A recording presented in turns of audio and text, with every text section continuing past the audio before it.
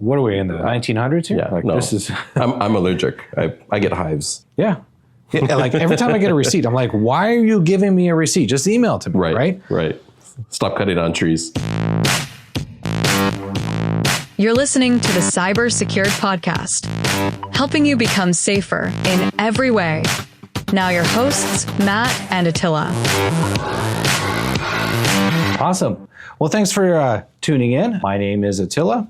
And my name is Matt. Welcome to the Cybersecurity Podcast. We're going to talk about a very interesting topic today, and it has to do with a project that we're working on here at SciPac to help specifically IT managers and those in leadership positions make better choices about their security and why. This can all start with a story. So some years ago, I was meeting with a lot of companies, and those companies had breaches. And every single time there was a breach, it seemed like management was surprised, shocked. Like, why didn't the IT guy? Yeah, exactly. Like, well, how did this happen? I thought we had an IT guy. We just bought this thing called Symantec, for our network. And I don't understand why the IT guy wasn't able to stop it. And the IT guy would just literally tear his hair out because he'd be telling management for months, if not years, that they really need to invest in better security. He was blind to the kind of incidents or things that were going on in the network, and he couldn't get buy-in from management. And that told me that there's probably an opportunity here for education, for improvement, in the form of a book and some other tools that might help the IT manager better communicate with management and others at the company, other employees, about the importance of cybersecurity and what that means. And Matt, let me ask you, when you hear the word cybersecurity, what do you think of? From my perspective as a cybersecurity professional, I think of the tools that we use, monitoring, going through logs, looking at the infrastructure and doing segmentation in networks. But I know from the perspective of like someone like my mom or any of my aunties that cybersecurity is just kind of this nebulous term that involves a bunch of magic and a computer screen and people saying things that they don't understand. Yeah. It's really scary. It's like this nebulous kind of thing. It's like saying to someone, hey, I'm in medicine. Yeah. Like, what does that mean? Are you a dentist? Are you a surgeon? Are you a chiropractor? Are you a physical therapist? It's a huge field. And you've hit, I think, something really important on the head, which is from a practitioner's point of view, cybersecurity means tools, activities, hands-on, research. It involves, learning attack patterns and adjusting physical hardware and reconfiguring equipment. I always laugh too when like your example of like managers of a company like getting all up in arms and not understanding how the IT manager doesn't know how the bad guys got in. Like, to me, that's equivalent to like yelling at the construction worker who built the house about the break-ins in the house and the fact that they didn't prevent it and don't know how the guys broke in. There's no understanding.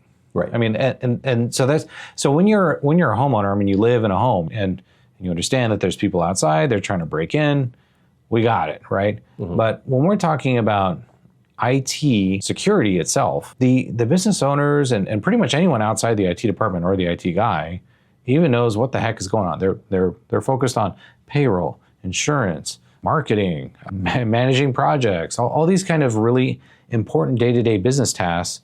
As far as they are concerned, they press the button on that magic box, it turns on, lights up the screen, and we're good, right? Right. And so there's a huge, huge disconnect because you and I both know, because we're on the practitioner side, what needs to be done to secure a network, to secure a business. And from the owner side, they don't. They just say, okay, well, how much is this going to cost? Because they look at it as an expense rather than an investment. Right. And part of the reason so kind of going back to my original story, which is I saw this opportunity some years back that there needs to be a better communication bridge between the practitioner, the IT person, who's maybe using the word cybersecurity. And when you say the word cybersecurity, it's like pretentious, it's nebulous, it's like, oh, I'm better than everyone. No, let's call it IT security, just in general. Because I think everyone understands what the word IT means by now. It's been in enough popular media and movies, etc.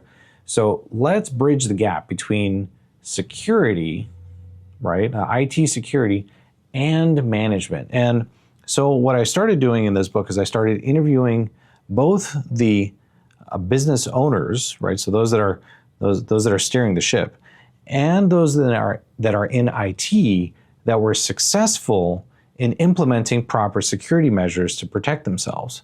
And it's a fascinating story and trend that I'm starting to see in these interviews. And the big thing, Matt, and this is so critical, is communication. Right. Yep. Critical, because what happens is that when the communication doesn't exist and there is an incident, there's zero understanding. It's just finger pointing and firing. Yep. Which I've seen happen, right? IT department, oh, they're all fired. They don't know what they're doing. No, they knew what they were doing, but they weren't good communicators. So the communication has to happen, from the IT practitioner's perspective. And the only way that they're going to get any sort of traction on these much needed ideas is by listening and asking what is going on at the organizational level. So that way, when they go to management asking for better protections or a solution to their problems, they can speak the same language as management. Does that make sense? Yep, absolutely. So one of the things that I heard was that when the IT manager got excited about a product that maybe a vendor had shown him, like, wow, we have this better way of solving this problem. We're securing your network, and think about all the visibility we're going to get by installing this software or in this solution, whatever, right? Because there's always something new. As IT managers, we're getting hit by every vendor you can think of. Oh, yeah. They're sending us, iPads and Legos and, anything they can do to get our attention. There's a certain wolf out there I've heard of that gives free things away too. I'm not going to say which they're not the only ones, though. They're not the only ones. Over the years, like it's common strategy. They do anything. They'll buy you lunch, whatever, because they understand that if they can get the IT manager to buy their solution, they're locked in for years. Because it's difficult to change, and once you learn the platform, it's difficult to relearn something else. Right. And what happens is that they get all excited, and then they go to management, right? And they're like, oh, you wouldn't believe it. I just got off this call. There's a wonderful new product. It'll do 50 of these things, and they're highly technical, and it's going to cost some money. But, and of course, from the business owner's perspective, they're thinking about the other fires that are happening, right? The insurance costs that just went up, the payroll costs, which is high, and all these other kind of stressors on the business. So that kind of gets pushed to the background. So instead, and I'm going to speak to those that are listening that are IT directors, IT practitioners, those that are in charge of the network and have to convey what they do to others. Is instead of going directly to the manager, the decision maker, the CFO, talk to fellow employees. And ask them, what are they doing? Right. What are they doing, right? A perfect example is if you walk up to an employee and say, hey, what do you do? He says, oh, I take orders. Great. How do you take orders? Well, they call in by phone, and I write the order down on a piece of paper. Of course, we're IT guys, right? So paper is like, what are we in the 1900s here? This is... I'm allergic. I get hives. Yeah. Like every time I get a receipt, I'm like, why are you giving me a receipt? Just email it to me, right? Right. Stop cutting on trees. So the IT practitioner, you as the IT practitioner, you walk up to a fellow employee, you're taking orders by phone on a piece of paper. Well, what then? Well, then we take all the orders, we put them in this big pile here, and at the end of the day, we spend 4 hours. This is real, like today, this exists. We spend hours transferring the contents of those papers into this spreadsheet or online system, whatever. Right? So it's 2-3-step process. So you as the IT practitioner say, okay, I understand why this exists. It's because maybe they take a high volume of calls. Stressful situations can lead to, having to learn a new system, doing things electronically when people are not used to doing things electronically. That's a real roadblock. So as the IT practitioner, now you can say, okay, look, security-wise, we got a problem, right? Because we got paper, it has credit card numbers on there, whatever. Not a good place to be. Instead of finding a vendor that maybe has solicited you about something that's similar, you can go out and find a solution and say, look, I got a really easy to use tablet-based way of doing this, same task, faster, and cuts out 4 hours of data entry time at the end of the day for every employee. Yes, it's going to cost something, but the net gain, the next savings, huge. Huge. Right. Then they will buy into it. Yeah. But I'll tell you, here's a story I heard from an old boss of mine.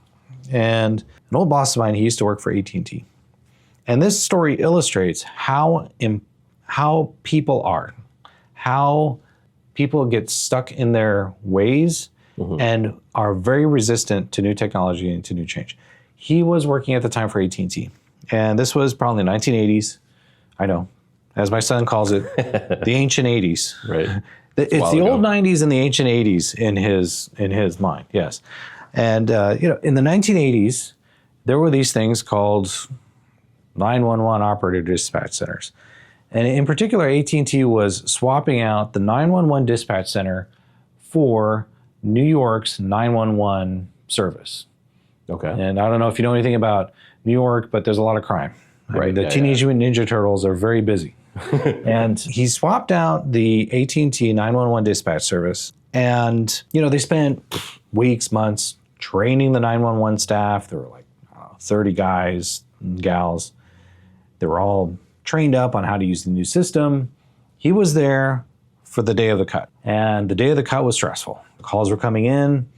They were used to the old system. They'd been using it for decades. Right. These people who had been very resistant to change, but they understood that the old system was gone, the new system was here. Right. And he was there. Oh, everything went well. Whew, okay, they made it through the first day.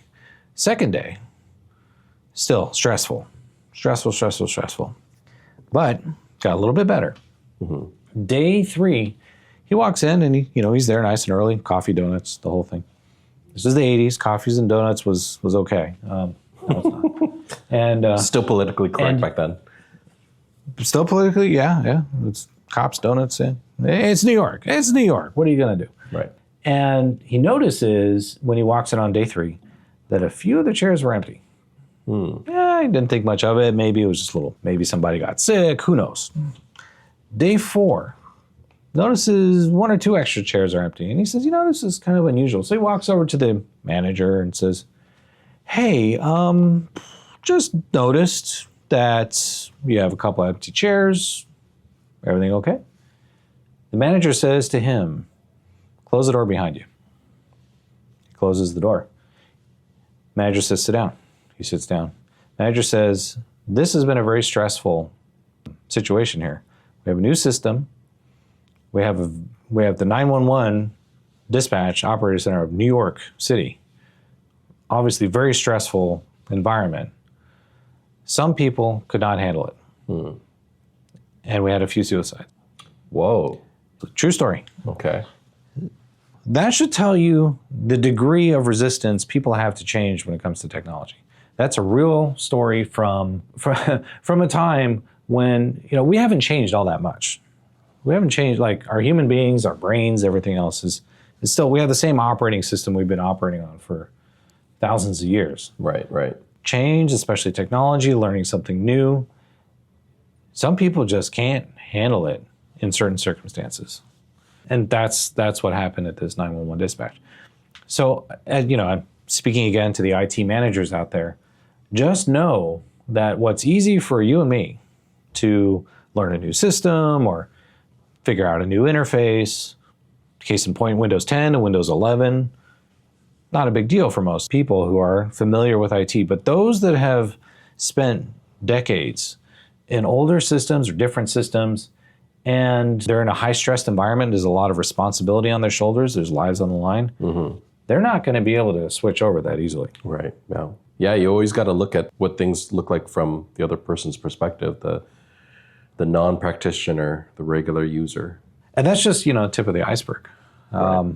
You can communicate very well and have a fabulous product. But still, then when you walk up to management and say, look, I found this problem with the employees' workflow. I have this solution for you. I know it's going to cost something, but it's going to save us time, effort, and energy in the end. They may still shoot you down. Yep. What do you do then? Very interesting, right? Mm-hmm. I see it every day that we get alerts for clients that have users that are opening documents and the documents have passwords in them. And that's their password manager, is these documents that are in their folders or on their desktop that they open, and look, their systems alert us to it. But we see it over and over again, and to change that behavior is difficult. Well, I have an answer. I thought you might find it interesting. Okay. So I told you about the perspective of the practitioner and how a practitioner can better communicate with management and still get shot down. Mm-hmm. Then it's a good idea to maybe switch the perspective now. Okay. So as I mentioned in the beginning, for this book, I'm interviewing practitioners, so those that have been successful in IT, deploying proper security solutions at their company, as well as those that are on the other side of the table. And I know this is a very different perspective with different business owners. There seems to be two kinds. One kind is more interested in the protection of the business. They operate out of a state of fear, but not fear in the same way. They're more nervous because they want to protect what they've built to this point. Right. One way to put it might be status quo. Okay. And so if you come to them with a big ask, like, I'm going to spend thousands of dollars on this solution, this service that will keep us protected, the question in their mind is going to be, well, we've lasted this long without it. If I spend this money on this service, will this be putting my business into a risky area where it wasn't before, where it's not today? Because we're spending money that we don't have to. Mm-hmm. That's the first area, is to think about that kind of person. We're going to call them the type B. The type B person is a lot more conservative because they're more interested in the protection of the organization. Now, an organization like that may be operating at a different maturity level, where they've been in the industry a long time, and they're not really focused as much on innovation as much as service delivery and service excellence. There's nothing wrong with that, but understand that in today's world, there does need to be some emphasis and focus on innovation, on research and development, on updating products, branding, service delivery functions, that kind of thing. This is why I call it type B. The type B owner or manager or decision maker has a more protectionist mentality in mind. Okay. That goes contrary to the type A business manager, owner, decision maker. The type A is very different. And by the way, we're not talking about a C-level title. The folks that I was interviewing, everywhere from presidents, CEOs, general managers, regional managers, it's not necessarily tied to their position, it's tied to their mindset. In a growth mindset, type A, it has a very different motive for investing in any sort of cybersecurity measures. So the type A owner, they're more interested in expansion, taking advantage of new market opportunities, using their experience as leverage, or using their company's background or the company's expertise as leverage to enter into new businesses, new lines of revenue. If they're a service business, maybe they want to sell things in addition to that. You see that in every single Supercuts and hair salon. They're in the service business of cutting your hair, but they're also in the product selling business. After you try to walk out the door, they want to sell you some hair gel or product or something like that. So they're more entrepreneurial. Now, for those type A owners, very different conversation. You're not showing up to say like, hey, I want to have this, solution that will, keep us safe. What they're hearing is that all these innovations, all these things I'm trying to do, all these new business avenues, opportunities that I'm trying to take advantage of cannot be protected without this solution. So it's more about protecting their ability to go out and get new clients, new opportunities, and new business. Does that make sense? Mm-hmm. Yeah. So the type A is hearing a totally different conversation than the type B owner. And the type B could be a board, by the way. It's not just one person. The type A may be a board also. And in fact, many of these type A owners that I spoke to, they do have a board to report to. And they have to convey the same value proposition as the IT guy, right? They have to tell the board, look, I want to address this new market, this new opportunity. In order to do that, we need to do A, B, and C. And part of A, B, and C is protecting that hard work, protecting that investment. And the only way we're going to do that is through putting in some cybersecurity measures, because it costs too much for us to be down. It costs too much for us to have to buy all new stuff because everything got ransomware. It costs too much to be lackadaisical about these things.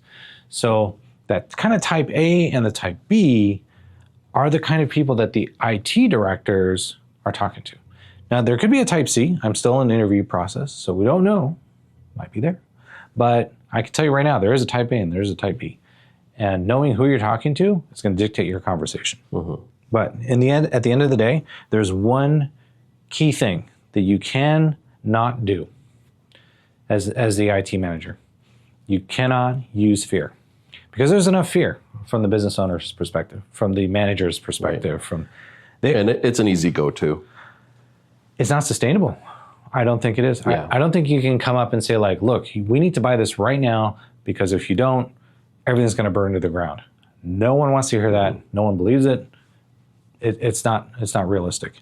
But if they're talking, obviously, if we're talking about cybersecurity at all, or any sort of IT security at all, it's because you heard about it from somewhere. Maybe the business owner's mom got scammed out of a few $100,000. It happens. Heard it firsthand. You have too. And yeah, absolutely. It may be that they're, like what I was hearing is that others in their industry are getting hit. And they're having to spend tens of thousands, if not hundreds of thousands of dollars to get back up and running. Meanwhile, the operations are down, projects are behind, all these problems are happening. So now they're freaked out. They're like, oh no, it hasn't happened to us, but is it a matter of time? Maybe. There isn't a simple fix to a lot of this. And unfortunately, this is the biggest problem when it comes to IT security in general. It's a moving target. You can patch one hole and then 3 more pop up. So how much money can you afford to spend on it? And that's where it comes to the real value of investing in cyber or any sort of security solution. It's how fast you can catch it, stop it, and keep running. You're going to drive your car. Guess what's going to happen? You're going to get in an accident. You're going to get a flat tire. You're going to get a ticket. But how quickly you can get back on the road after a flat tire? How quickly you can, get a replacement vehicle if your car is in the shop after an accident? These are the things that you can focus on. You can't stop the rest of it. You can't stop the nail in the road from puncturing your tire. It's going to happen, guys. Just try not to do it at high speeds. So this is where these security solutions are really coming down to how fast can we get back to work with as little disruption as possible. That should really be the focus of your conversations. Mr. IT Director, sir, who's listening to this, have I lost you? No, I'm here. Yeah, no, absolutely. It's, knowing what the cost is of your business if it goes down. You don't want to live in fear-mongering and just kind of play on that, because otherwise you're just going to come off as a Chicken Little. I mean, I've seen plenty of situations where, you give warning after warning after warning, and you tell stories and it doesn't change anything. But then once they're hit, then, that's when they kind of conform. I don't know. It's a definitely culture thing. I feel like folks in the personality B camp, there's a lot of hand-holding that has to happen to get them to come on board having better security. And that goes back to what you're talking about with just, good communication. One of the aspects that I see when it comes to cybersecurity versus real-life security is when it comes to real-life security, you can walk into an office and you can see the security in action. You can see the monitoring on screens and the security cameras and what's going on in the perimeters. You can physically show someone what's happening. And when it comes to cybersecurity, all that stuff is fairly invisible and hard to communicate. But I think in this industry, that's the real key to getting buy-in. And that's why we have this podcast, and that's why we're talking about this stuff. And you're absolutely right about culture. I mean, that was kind of the whole impetus for the Riscara 360, is that it's an employee behavioral risk assessment. And what is behavior? Mm-hmm. Behavior is what dictates culture. If you look at any sort of, cultural activities, that any sort of small culture sets. By the way, culture has a root word. The root word is cult. Oh boy. Yeah, isn't that interesting? Yeah. So how? I mean, it's a toned down version, but it's all about degree, not kind, right? So many of the companies I talked to, they really did put a huge emphasis on culture, as in the things that they do together when they're outside of work, the things that they do to celebrate, things that they do to try and figure out problems. The way that they speak, the acronyms, the dress, right? When the kind of activities and behaviors that are considered acceptable and not acceptable, right? Shorts, flip-flops, how do we show up to work? These are all key points of culture. And is IT security part of that culture? I don't know. That's why the Riscara 360 exists. So any of you listening, you can check it out at riscara.com. And if you use the word cybersecured, all one word, it's the name of this podcast, so CYBERSECURED, you can take the assessment for free. So my gift to you, the listener, for listening this long into the podcast. But we are running out of time. I do want to talk about this some more. So feel free to check it out, riscara.com. Cybersecured is your code. And if you do have any questions or topics that you'd like us to cover in the future, feel free to put a note into this podcast, or you can reach out to us directly. We're at cypac.com. That's CYPAC.com. And we're available to chat, talk about things that maybe you've come across in your own journey of life that are IT security related, and perhaps we'll be able to help you out in a pickle. And on that pickle, I think we're good with this podcast. What do you say, Matt? Yeah, I think so. We hit a record for today for our time. So thank you for sticking with us if you're still listening. Yeah, I definitely got to talk more than usual. Yeah. Awesome. All right, thanks, guys. Well, stay safe out there. Thank you for listening, everybody.